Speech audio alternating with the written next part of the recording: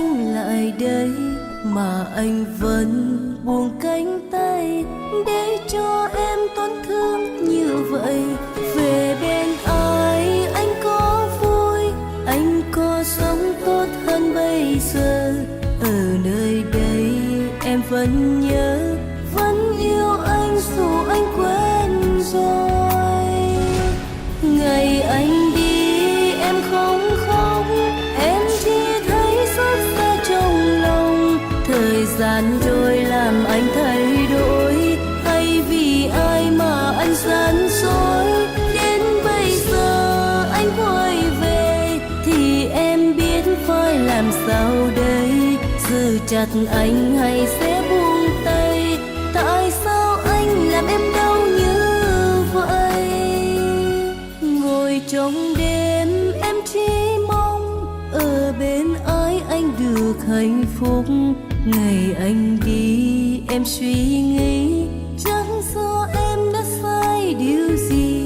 Về bên ai anh có vui, anh có sống tốt hơn bây giờ.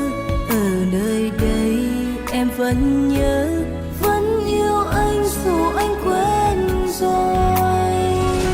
Ngày anh đi em không khóc, em chỉ thấy xót xa trong lòng. Thời gian trôi làm anh thay đổi, hay vì ai mà anh gian dối. Đến bây giờ anh quay về thì em biết phải làm sao đây. Giữ chặt anh hay sẽ buông tay? Tại sao anh làm em đau như vậy?